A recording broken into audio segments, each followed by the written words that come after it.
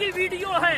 3 गैर मुस्लिम लड़कों ने मिल करके कॉलेज से बच्ची को बुलाया और उसको मार करके स्कॉर्पियो में ले गया। 3 दिन रेप किया और रेप करने के बाद उसके जिस्म को सरेआम ले आकर के फेंक दिया। आए दिन ये खबरें आ रही हैं।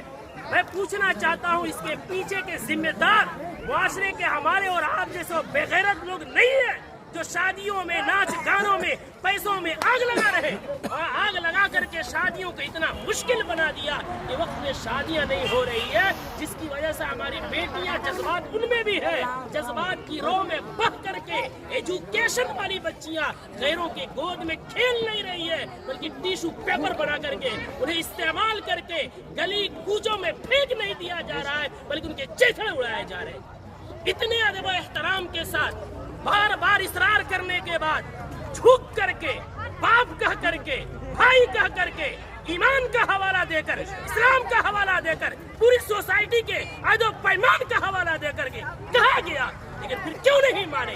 जुर्रत की बात है, हिम्मत की बात है। आखिर वो हिम्मत आई कहाँ से कि पूरा मुआशरा बाइकाट कर रहा है? आप नाच ला रहे हैं, चौक पे नचा रहे हैं, पूरा बस्ती इस गुनाह से बचना चाहता है। खुदा का खौफ खाए हम लोग, कल क़यामत में क्या मुंह दिखाएंगे?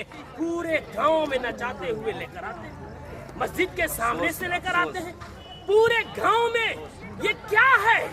इसको जिद नहीं कहते हैं तो और क्या कहते हैं? इसको हठधर्मी नहीं कहते हैं तो क्या कहते हैं?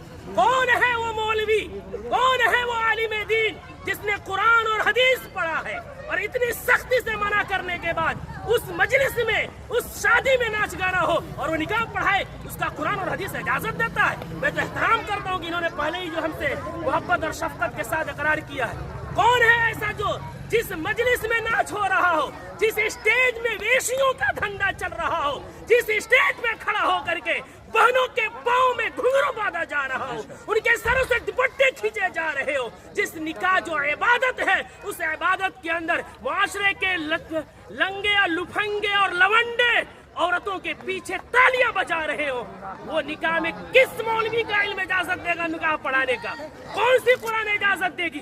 कौन सी हदीस इजाजत देगी? यहाँ सब कलिमा पढ़ने वाले हैं। हम मरेंगे, रब के सामने हाजिर होंगे। दुनिया की बात छोड़े, हमें ये खौफ क्यों नहीं आता कि निकाह एक इबादत है, नमाज भी इबादत है। नमाज में अगर कोई गाना बजाए, नमाज का मजाक है। निकाह में कोई गाना बजाए, वो निकाह का मजाक नहीं तो क्या है? जो मौलवी कुरान की आयत पढ़ेंगे उनका मजाक नहीं तो क्या है? हदीस पढ़ेंगे, उनको पैरों की ठोकरों में रखना नहीं है तो क्या है?